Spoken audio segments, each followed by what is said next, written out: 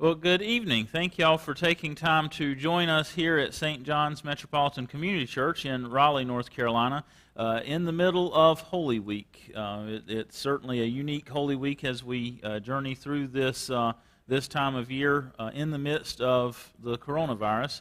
And so as we engage this journey in this new way, we are here tonight for the first of our Holy Week experiences after Palm Sunday, to talk a little bit about faith in action. So we're going to get into that and talk a bit more about that here in just a few moments.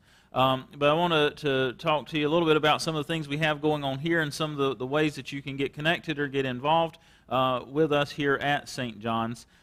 First is if you know of anyone who needs assistance during the coronavirus through COVID-19, we have set up a relief fund and set up a hotline for you to be able to reach out and to touch base with us. You can reach us at 919-834-2611, or you can reach us by email at relief@stjohnsmcc.org. Again, that's relief@stjohnsmcc.org. We invite you to join us for our virtual worship experiences here Sundays and Wednesdays, Sunday mornings at 10 a.m. and Wednesday evenings at 7 p.m. We continue to do those each week in bringing folks together from your living rooms or wherever else you decide to choose and watch us live from. We also have virtual discussions or phone discussions that take place on Sunday evenings at 6 p.m. and on Monday nights at 6:30 p.m. This week, again, in Holy Week, we are going to do some things a little bit differently as we experience Holy Week, and we're going to invite you to be here with us through Zoom around the many dinner tables that will be one huge common table that will stretch across at least from coast to coast and possibly around the world. And that'll be Thursday night at 8 p.m. Eastern Time. We invite you to join us through Zoom. The links are on our website. And we're doing that in conjunction with Founders Metropolitan Community Church in Los Angeles, California. And then again on Friday night, we're joining with Founders MCC in Los Angeles and going to live stream their Good Friday services that they're conducting there in California. So we invite you to join us for those events. Easter morning, we'll be here bright and early. We'll have a 6:30 sunrise devotion and homily that you can take part in bright and early Easter morning. So those of you who enjoy the sunrise services, we certainly invite you to come and join us for those.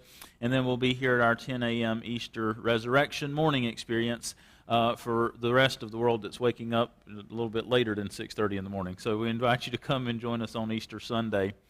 As we prepare for tonight and prepare to engage this conversation of faith in action, I invite you to sing with us, Someone is Hurting My Brother. It's a song that we've sang as a part of the Poor People's Campaign that really highlights the need for action, the need for us to find what it is we are called to do. So I invite you now to sing that song with us, Someone is Hurting My Brother, as we center ourselves and prepare ourselves for tonight. This song that we're about to learn is a song that's entitled, Somebody's Hurting My Brother. Now this song was actually born in a town hall meeting around coal ash. And the meeting came about because Duke Energy was spilling coal ash into poor black and brown and poor white neighborhoods. After hearing testimony after testimony of people who were impacted physically and mentally by the coal ash, this song came as an inspiration of those testimonies. So I'll call to you, somebody's hurting my brother, and it's gone on, and your response is, far too long.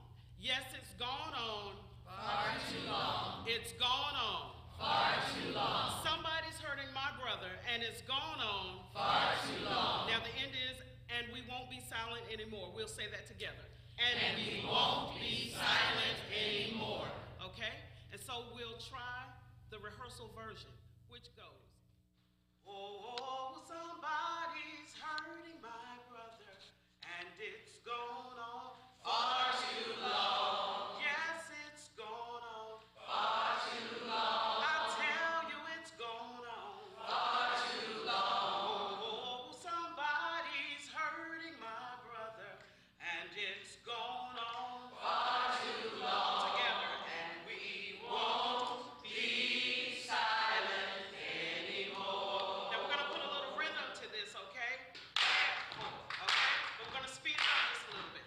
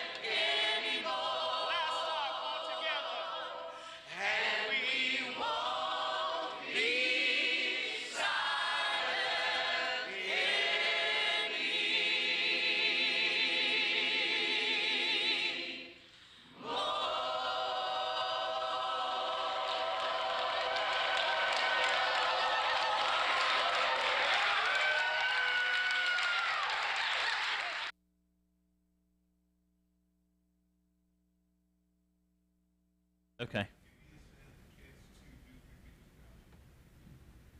Thank y'all for singing that along with us. That's part of one of the chants and songs we get to sing at the Poor People's Campaign that really motivates and speaks a lot to what we're doing there, and certainly invite you to go and check out more about that. The COVID crisis has certainly impacted the ways in which we're coming together as a part of the Poor People's Campaign, but we are still coming together as well there. So tonight we're going to talk a little bit about faith in action and what that has looked like and what that really means. Faith in action can really mean a lot of things, and so we want to take some time and talk about what that looks like here at St. John's. As we navigate Holy Week, I find myself, I was sharing with Pastor Fred earlier that many people are reaching out and asking for prayer, asking for guidance, asking for help, and they're looking to their church, their faith communities, to help them in this time of crisis, this time of uncertainty. And all of those responses, when we are able to reach back out and able to be there for people, all of that is faith in action. That's our faith being moved into action when we're able to be there for people. And so I can't think of a better time for us to really sit down and have this conversation about what faith in action looks like, what that means to us. And tonight we're going to talk a little bit about what that has looked like here at St. John's and a few of the programs that St. John's and many of its members launched and maintain today, and how that evolution has looked. So to have this conversation, we've got a few folks with us tonight that are joining us, and so I'll briefly introduce them. We're going to have some time to talk about you and your background. So first I want to say welcome and thank y'all for taking time to be here. We are practicing social distancing to the best of our ability. Mark and Rick are married, so they live together, so we didn't put two people together on a couch side by side. I don't want to throw that out there and y'all think we're doing something to defy orders. So they're already exposed to each other, so we love you anyway. But we do have Mark Gaudette, who is our vice moderator here at St. John's Metropolitan Community Church, but also vice moderator for MCC Global. We have his husband, Rick Gaudette, who is our pastor of social justice and social action and helps manage our community center. And then Fred Kennedy-Kelderman, who is our associate pastor here at St. John's Metropolitan Community Church. And so thank y'all again for taking time to be here. I want you to start, and Fred, I want you to go last on this one for obvious reasons. But I want y'all to start by telling us just a little bit about your faith background, your time here at St. John's, and what faith in action meant to you maybe prior to St. John's and at St. John's, or just in your faith journey in general. What did faith in action look like for you?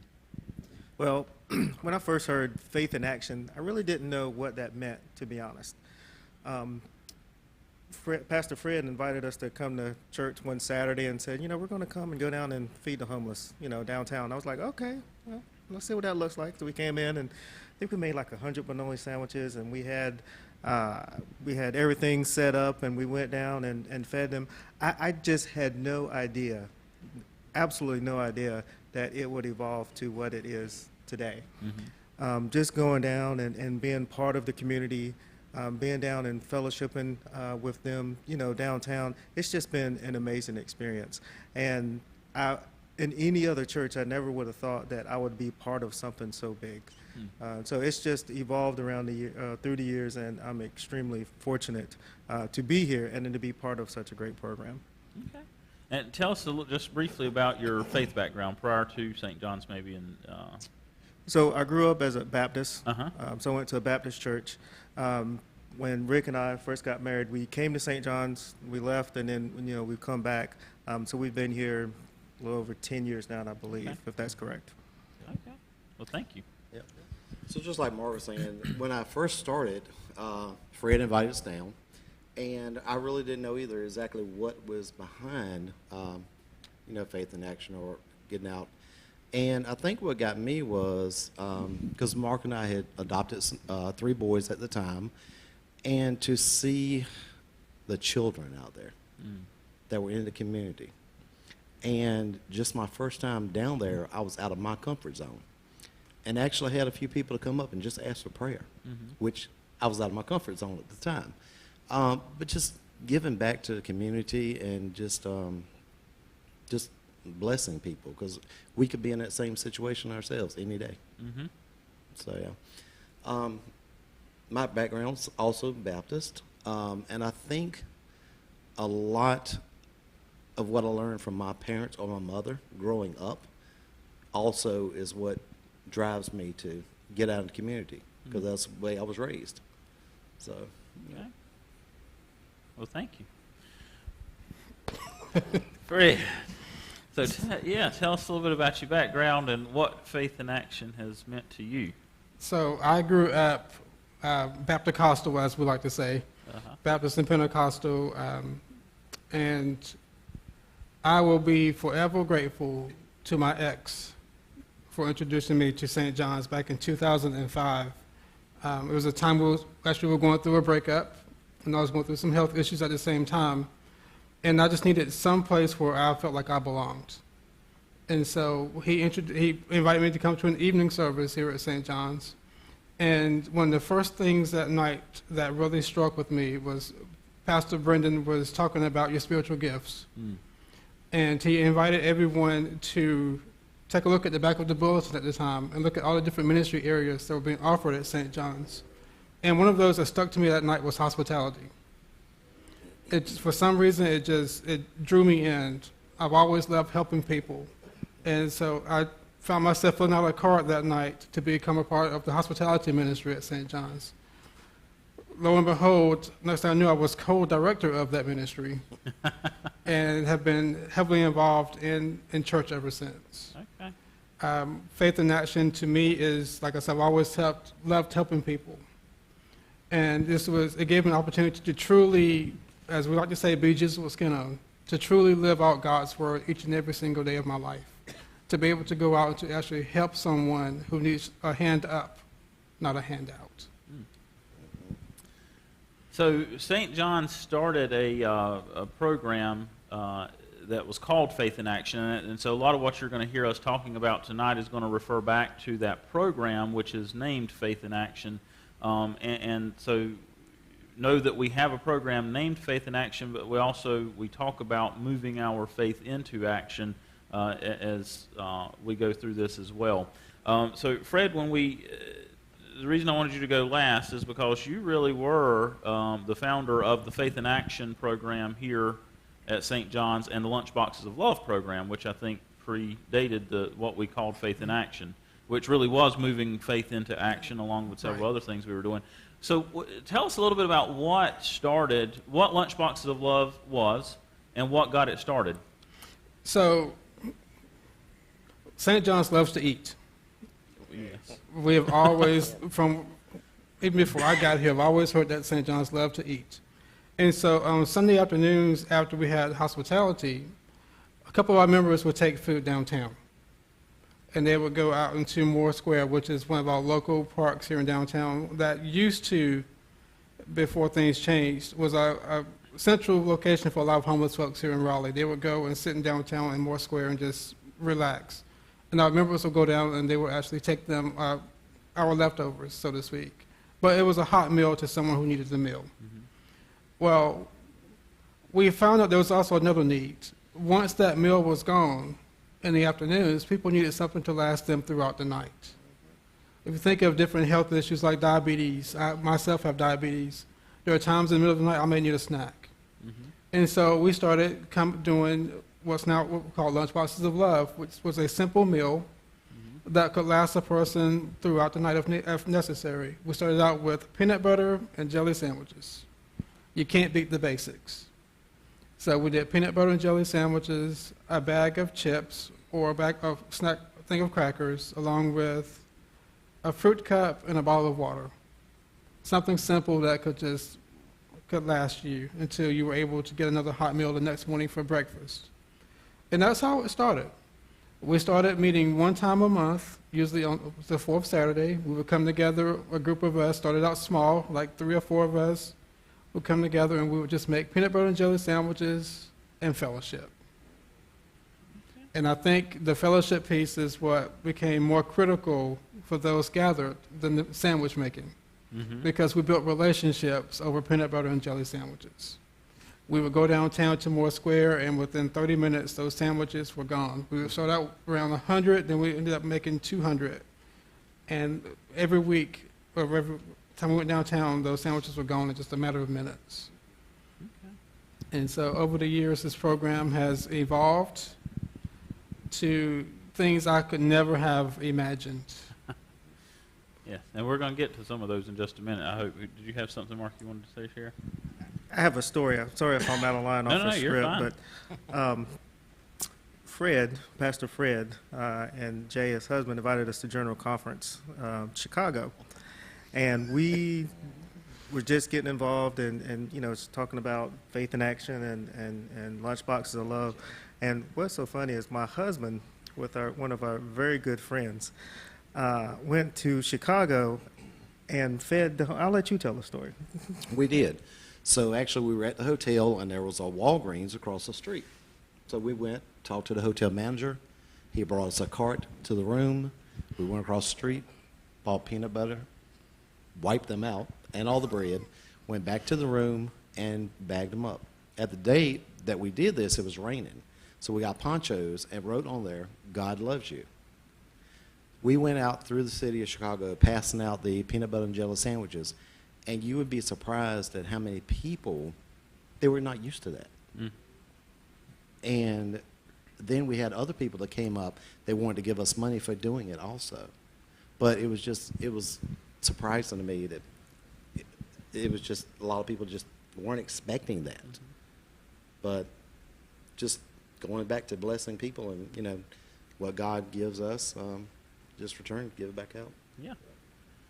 So St. John's had the Lunchboxes of Love program that was birthed and started taking meals down to Moore Square, and I think that started happening once a month on Saturdays, or grew into that.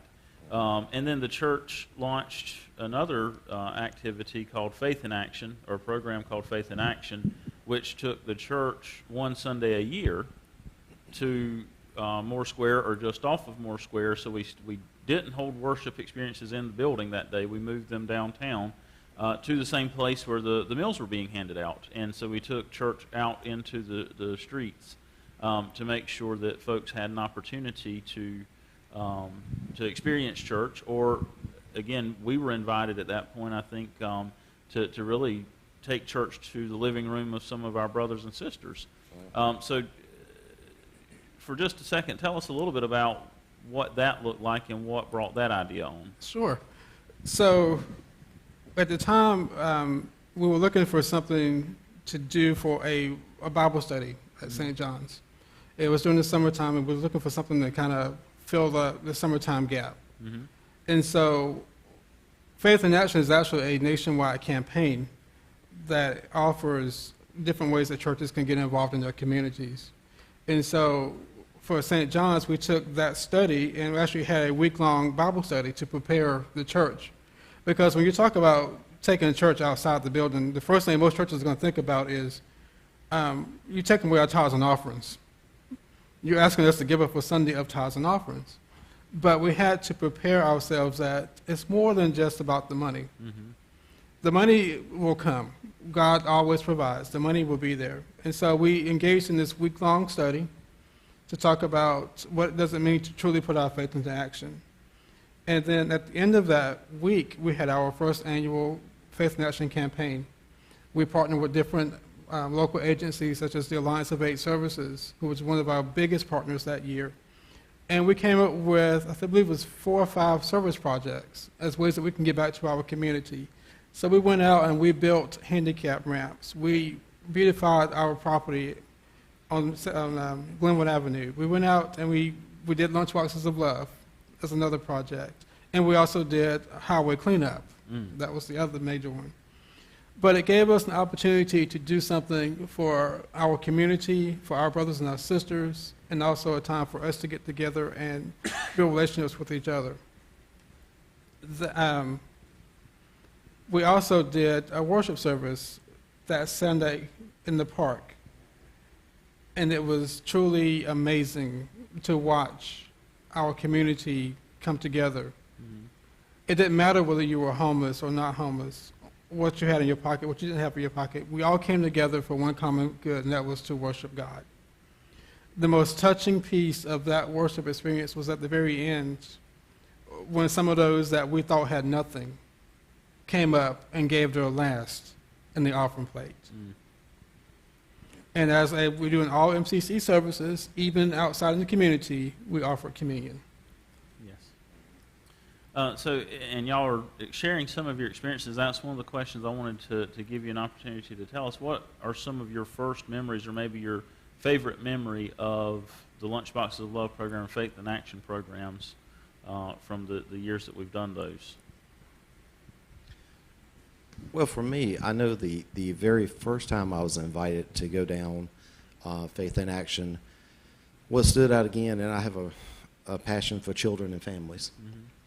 There was, I still remember this to this day, there was a young lady that had her stroller and everything she owned with a 3-day-old baby. And that will always stick with me. And just a lot of people, even back, say, 10 years ago that I saw, I can say I built a relationship. Mm-hmm. I still see some of those people to this day, and they remember me, and I remember them. And it's just, I could be in that same situation one day. Again, it just, it really makes you think and appreciate what you have. Mm-hmm. Yeah, I agree. One of my most memorable moments is just the fellowship and the bonds that I made with the particular folks downtown.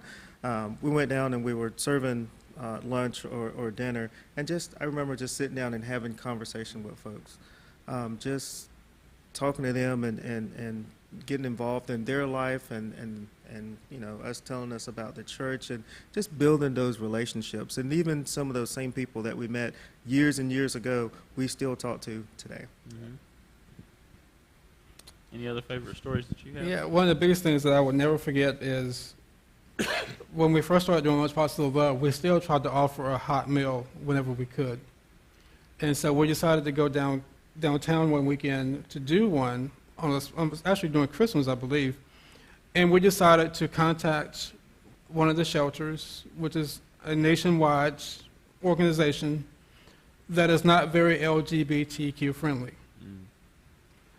And we decided to contact them anyway, just to see if they would accept us to come in and offer a meal to their guests. And lo and behold, they said yes. That was a true leap of faith that we as a church took. That night will forever stick with me because we offered them a hot meal. We got to spend time with the women and the children and just have fun. Mm-hmm. We played games, we loved on each other, we just had a good time. And yeah, who would have known that we would be in that facility doing that for them? So, with all of that, we certainly have, and Fred and Rick and I were talking in the office earlier, and Fred, I think, has gone down memory lane this week looking at 10 years worth of emails and planning. Because this all started in 2008, 2009, I believe, is when the Lunchboxes of Love program started, and the Faith in Action downtown started in 2010. Is that what you said? So 10 years of this, and it continued, and there's certainly been changes in the way that people experiencing homelessness have been treated in the city of Raleigh, and things that the city of Raleigh has partnered with other agencies to put in place to try and help, and just gentrification and other growth that has really negatively impacted the population. Let's talk a little bit about how you've seen this program evolve over the last 10 years, because all of you have been involved with it for the 10 years or 12 years that both have been running. So let's talk a little bit about how that program has changed in that time frame. And so we are going to have this discussion and dig into different parts of it over the next couple of weeks, and we'll dig really deep into what we do here today in the coming weeks too. But how have you seen that program change? Don't all talk at one time. Well, I think the program has changed significantly in the fact that when we started, we were going downtown to help the folks and to feed them and provide services. And now we're fortunate enough that we're now bringing them in-house and that we are able to feed them here and provide services here at the church. Again, way back then, we fed, 100, 200, I don't remember exactly what those numbers are, but there's 400, 500, 600 meals that come out of here each week. That's just amazing, amazing work. And the way that we're able to do that is through the partnerships and just through the work that, particularly with you pastors, and the partnerships that we've developed out in the community to help staff that.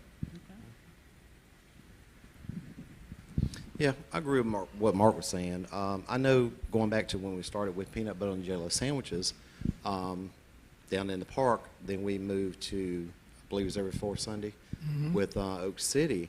And there was many times that me and a good friend of ours that goes to church would go in my kitchen on a Friday night and cook all the way up until like 2 o'clock on Sunday, taking little naps in between and providing a meal. So it went from peanut butter and jelly sandwiches to full out blown meal. And the numbers grew. Back then it was probably even 250, 300 people. And that just really inspired me to do more. So when we started doing meals here at the church and reaching out to the community, I was all in. And just to this day, I've really, like Mark said, it's 600, 800 meals a week, and just continues growing. I'm just blessed to be a part of it. It's like one big family. There's always been that old saying, if you build it, they will come. Oh, yeah. That's been one of the biggest things that I've seen over the years is the number of people that we have served, which is good and both concerning at the same time. That here we are 10, 11, 12 years in, and the numbers have continued to increase of those who are in need of services. But I'm thankful that in those years, this church has continued to step up and put its faith into action to say there is a need. We will be there until that need is met. One of the biggest things also has been we went from one Saturday or Sunday a month to pretty much 7 days a week now. We're still offering services. The services have expanded over the time, which we'll talk about later as well. But it's just, that's been the biggest thing for me is to go from 1 day a week or month to 7 days a week now.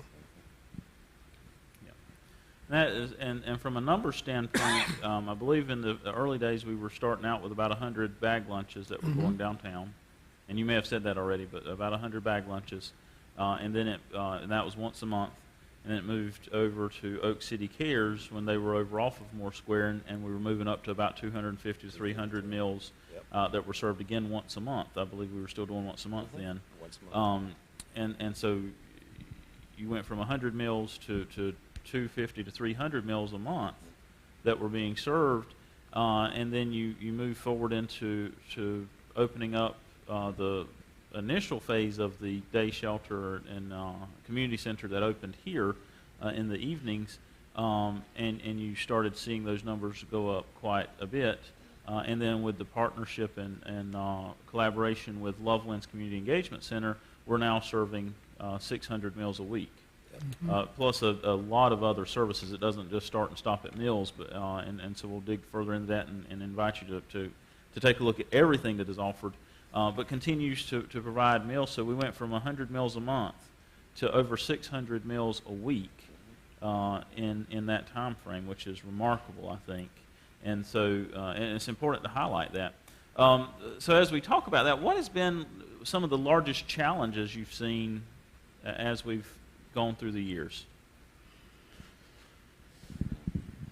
I think for me, the financial piece of that, I remember in the very beginning, we came together as a church and we're all chipping in order to be able to provide food and be able to do these cooked meals. And through the partnerships, that's been established, we now have food that's being donated that we're able to cook and be able to provide meals. So I think that's one of the, in my opinion, one of the bigger challenges, I guess. I guess for me is just getting people involved, getting people to volunteer, because it's not for everyone. Yeah. And that's a big challenge, is to get people to volunteer. But once you do, a lot of times people are hooked. They enjoy it. And I think highlighting the different ways that people can volunteer too, because we sometimes just think about, well, I need a volunteer at the community center, and people think that the only thing you need is people to staff the community center. But there's so many other components of that and administrative work that goes into making it happen.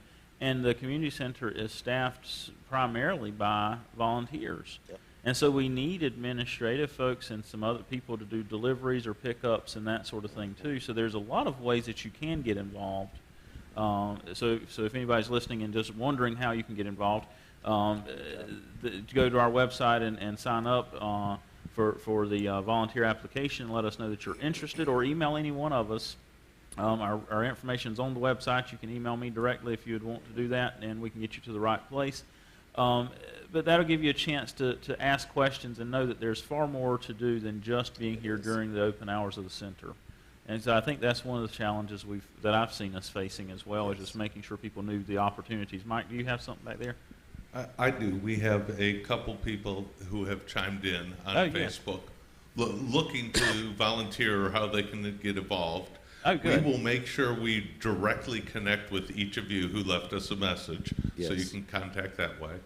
And if in-person involvement doesn't fit you or your schedule, but donating, whether it's items or financially, that can be done through our website as well. Yes. Yeah, and we'll get to.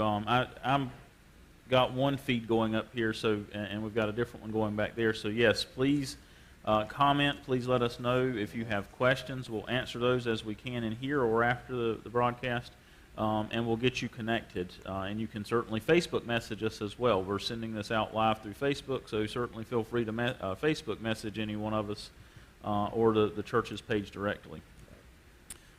Fred, have you seen any major challenges or things that you...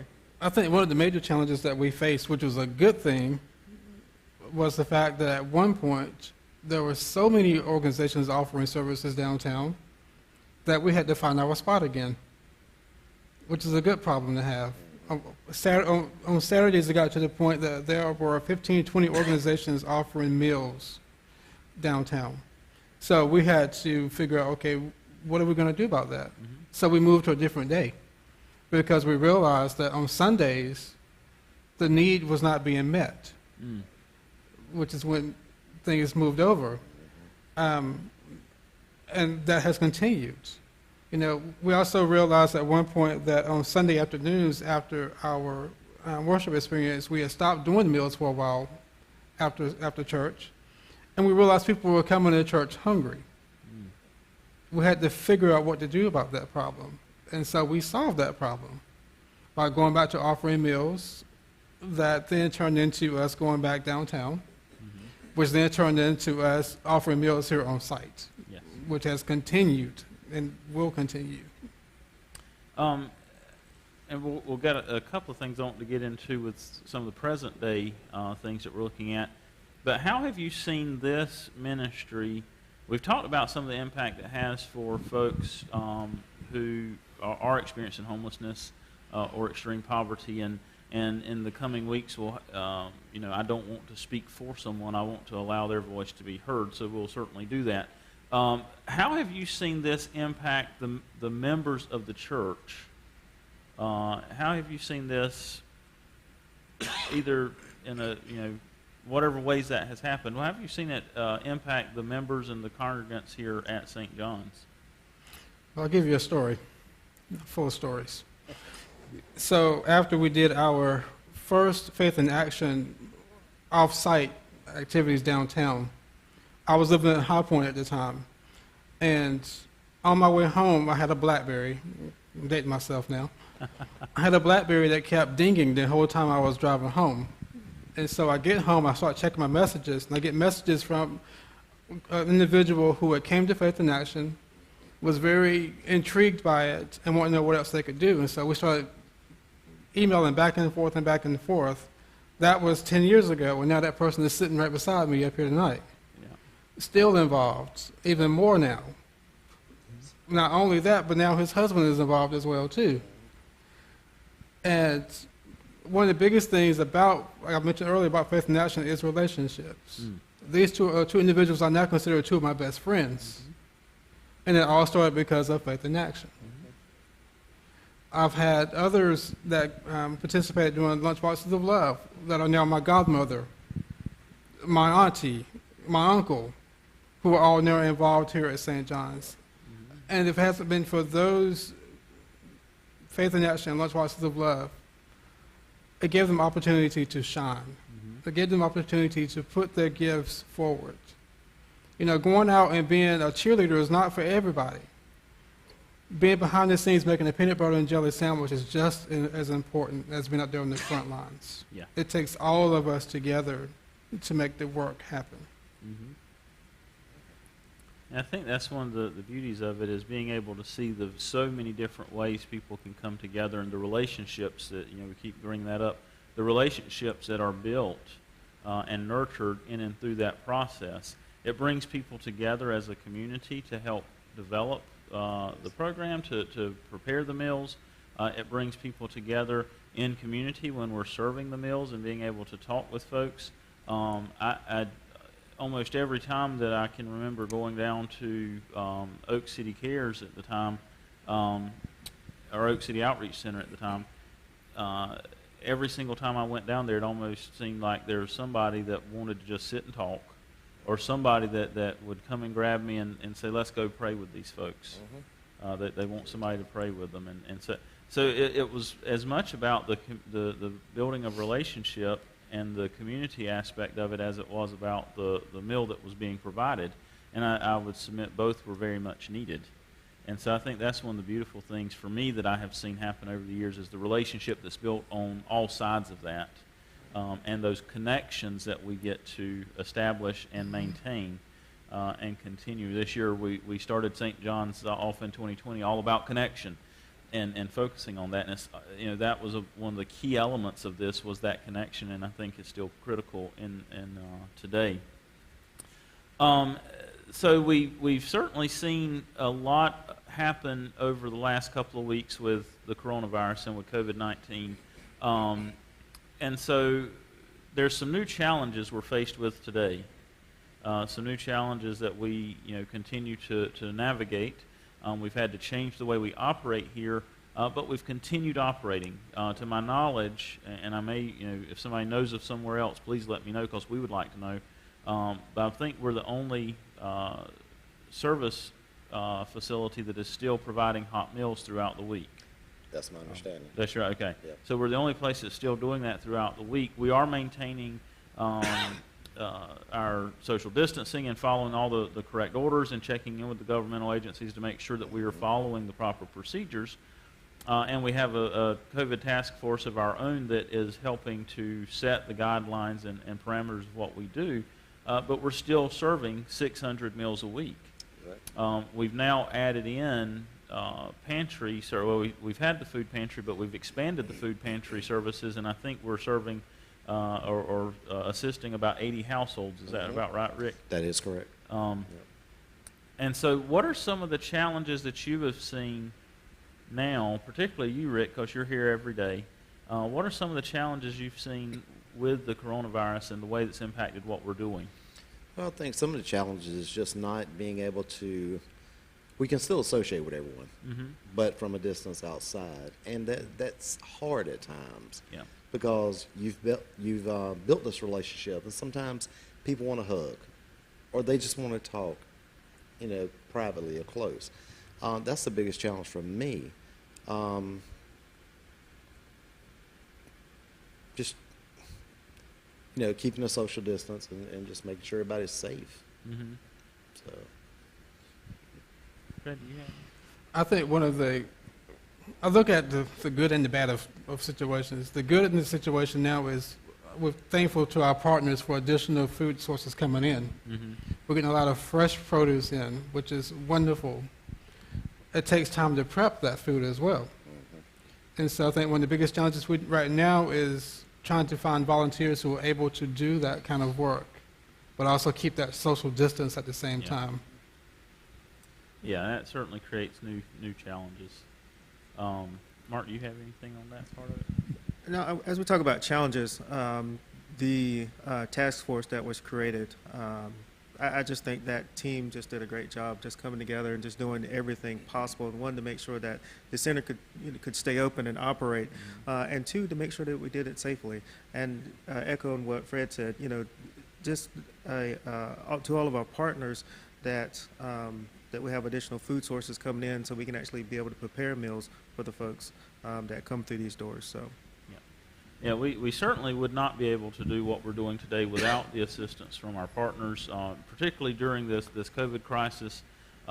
We are grateful for the relationship we have had and maintain with Fulham Memorial Baptist Church and Reverend Nancy Petty and Reverend Brian over there. Brian Chris, they have done an amazing job at being wonderful partners.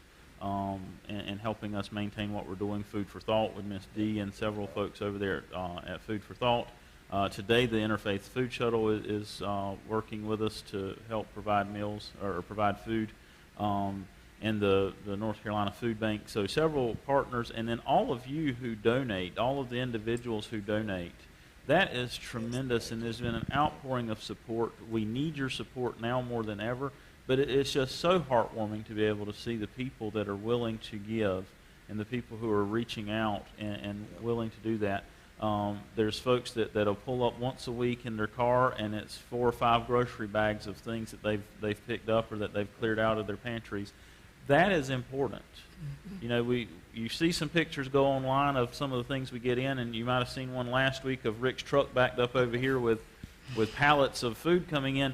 But the 2 grocery bags is just as important as those 5 pallets that come in the door, because it's all of that helps make this possible, and all of that helps bring it together. And so I think that's when we talk about the relationships we're building with community partners and folks who come together, those who are helping support St. John's and those who are helping support Love Winds, and helping us come together and to make this work possible. One of the things I get the joy of doing is to meet some of those donors and to talk with them and to thank them for the work that they're doing, because that is what helps us do this. We couldn't do this by ourselves. There's no way we could do this by ourselves. And that's a part of that leap of faith that we took when we stepped out to do this work, was to say, you know what, this is the time and that God will make a way. We didn't step out ignorantly, but we stepped out on faith, knowing that God was going to pave a way and that it was time for us to take that step. The other thing that, looping back to what Rick said a little bit on, we certainly do see some challenges. One of the things that I've said since we started this is that it does come down to us giving humanity back. Many of the folks that we work with every day have reached a point in their life when their very humanity has been taken from them. And part of what we do is to help reclaim that humanity. When you take somebody who is experiencing homelessness, they've gone through, I think Hugh Hallowell put it together, a series of losses. And they've lost the material things. Yes, they've certainly lost material things. They may have lost a job. You may have lost your income, your housing. Then you lose your car. At the point in time that you get to a place where you start to lose your right of choice, and that's where we start to see the humanity really stripped away. We think about just losing all these things and sleeping outside, but we don't think about the fact that you don't get to choose where you lay your head at night. The fact that if you lay down on a park bench, that it's likely you're going to get run off at some point in time. You do show up to some places that are just, and not knocking anybody that's doing this, but you show up and you don't get a choice of what goes in your food bag or what goes in your plate or what goes in the food box that's being handed you. You're expected to just accept whatever is given. And so we take somebody's right of choice away, and that's one of the things we strive to do here, was to give people choice, to give them their humanity back, and enable them and empower them to reclaim who they are, to reclaim their humanity. It's not about me reclaiming it for you. It's about us enabling them to do that. And one of the ways that we do that is through that physical touch, because so many folks are in a position, and this stretches far beyond just homelessness and just extreme poverty. Many of us can identify with what it's like for people to not want to touch you or want to look at you like you're different, and to want to shun you or steer clear of you because you're different. You don't look like me. And so one of the things that I've always loved is that when we come here, if you want a hug, you're getting a hug. You know, we ain't going to force it on you, but we're going to hug you if you let us. And you know, we try to embrace that. And we don't do it in a Joe Biden creepy way. We do it in a very loving way. No offense, Joe Biden, if you're watching, we love you. But we do that, and gives us an opportunity to truly love on each other and to embrace one another and to be together, to be human. And so that's one of the hardest things for what we're doing as a church and what we're going through as a community center right now is not being able to hug somebody, not being able to shake their hands. We are finding new ways to do that.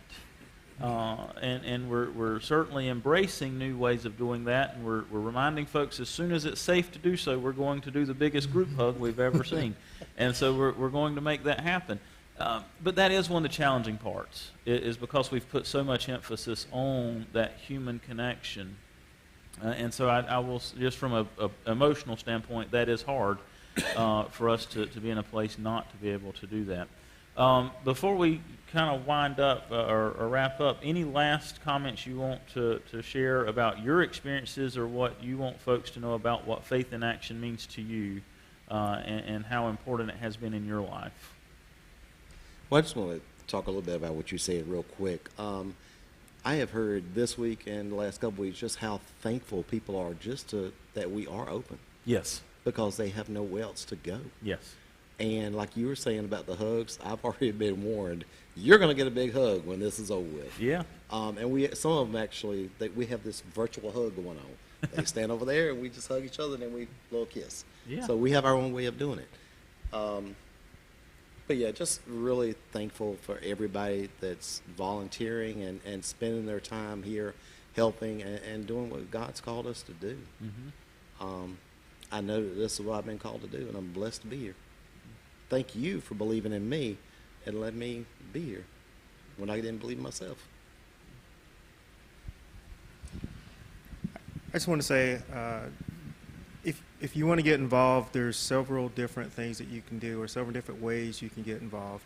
For me, most people know that I can't cook. I can grill, but I can't really cook. You're learning, though, I understand, right? I'm trying. Yeah, I'm trying. yeah, okay.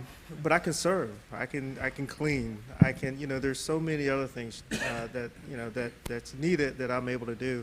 And there's so many, as Pastor Vance said, there's so many different areas and functions and tasks that need to be satisfied, whether it's administratively or cooking or cleaning or just maybe just sitting down and speaking with someone. So I encourage you, if the passion calls you, certainly reach out to our website, reach out to anyone that's here on the stage. There's room for you here. And I would just say thank you to those who work behind the scenes. Yes. I think of back when we used to do peanut butter and jelly sandwiches on Saturdays. I would go to Sam's Club every Saturday morning or Friday afternoon to go pick everything up. The Sunday before, I could always count on one individual in particular who would come up to me and say, "Here's my donation for this month." It made a tremendous difference to know that even though he was not physically able to go downtown to be with us, he still supported the work that we were called to do. Mm-hmm.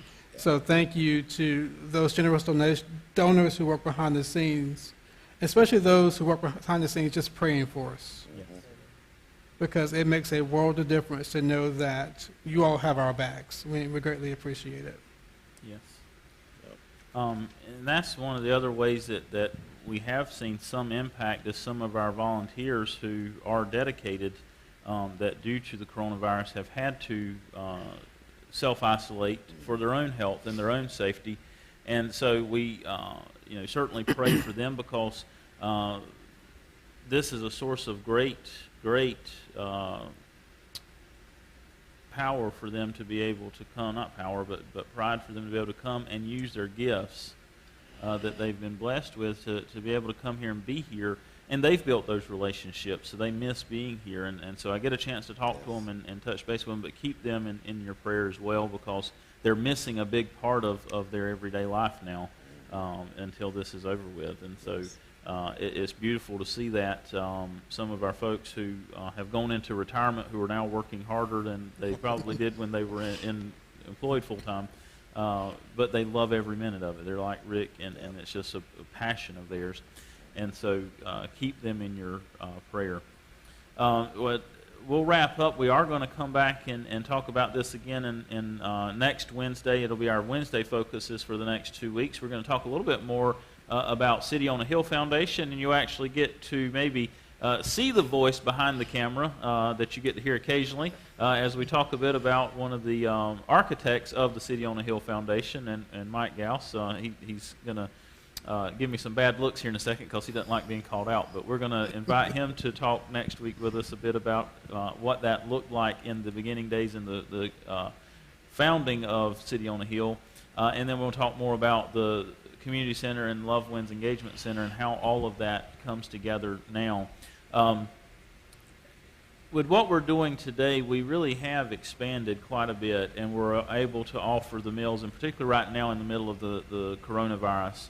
And so it's so vitally important with what we're doing to be able to continue doing that. I was talking to doctors at Wake Med who are now coming here a couple of times a week or a few times a week to just check on folks and do some well-person checks with our folks that are here. And they come in and they talk about how vitally important this nutrition program is, because people need to have good nutrition to be able to maintain healthiness. And so it is critically important for us to be able to continue offering this. But it's also important for us to be able to do what we can and do our part. So we're running a food pantry that is now enabling folks to just do a drive-in, almost a drive-by. We don't want to bad context, but do a drive-in pickup so people can order food and come by and pick up food if they're not able to. That's critically important for folks who need groceries that aren't able to get them. And I understand that the grocery stores are starting to back up on some of their deliveries. So we're looking at that. We've got folks that are out there that are willing to deliver and have been delivering food to folks that are in need of it. We're working with some of the county officials and folks that are being housed in hotels and making sure that they're getting the food that they need. And Rick and I were talking about it before, and we're reaching out and going to adopt one of the bus stops and start providing meals for school children. That program is now ending today, I believe. I believe it is today. Sometime. And so we're going to be providing food to some of the school children who are now without meals. There's a lot that we're doing that's in and through this program that all started as Lunchboxes of Love. And so I would say maybe it segued into Meals of Love because it's not just lunchboxes anymore. That's true. And so we're still doing that, and there's so many ways that you can get involved, just as we've talked about that here, and you'll see it on your screens in just a minute, the ways that you can give if you would like to give financially. There's many ways that you can do that. We're also running a campaign right now through Mighty Calls. It's on our website. There's a button right on the main page where we set up a COVID relief fund so that we can help make sure that folks are safe and have what they need in and through this pandemic. So we invite you to give as you are so led and so called. We also invite you to come and join us in the volunteer work that's needed when it's safe for you to do so and as it's safe for you to do so, or if you would like to help through calling and handling some of the phone banking that needs to be done right now. Reach out to us and let us know, and we'll be glad to get you connected with one of the many ways that we have that you can give back here. We do believe at St. John's that giving is all about you. It's about a personal journey that you are taking with the divine, and there's a video that you'll get to see here in just a second that will explain some of that to you.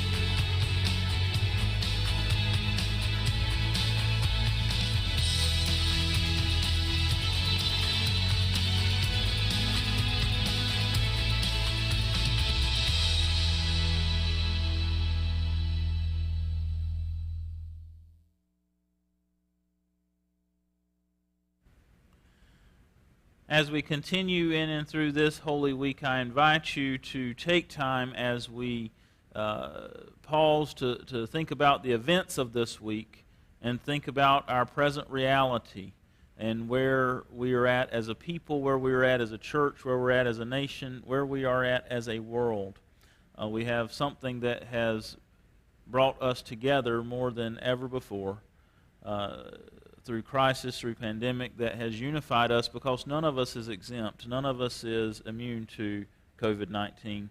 So we have something that has really brought us together during this Easter season that we celebrate here in the Christian church. So as we journey this week, think about the ways that you have been called into action, the ways that your faith is being called into action, the ways that you are called to experience Easter anew this year. You know, it's common for us in the church to say, what ways is Easter going to be different for you this year? I think this year we can all say that Easter is vastly different than we have ever seen it before. And so embrace the newness, embrace the challenge, embrace the emotional roller coaster that we are on as we look towards the resurrection, reminding ourselves that we are a resurrection people, and finding new ways for you to plug in and to be the church wherever you are, to be who God called and created you to be. I thank y'all for taking time to be here. Thank you for the work that you do here at St. John's and continuing this ministry that is now 44, well into its 44th year.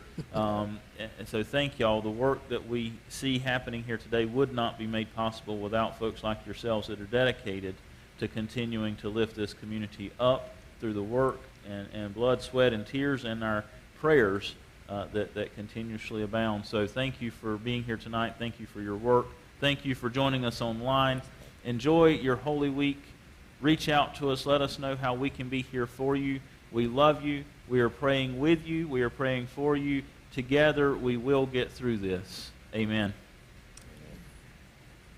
This song that we're about to learn is a song that's entitled, Somebody's Hurting My Brother.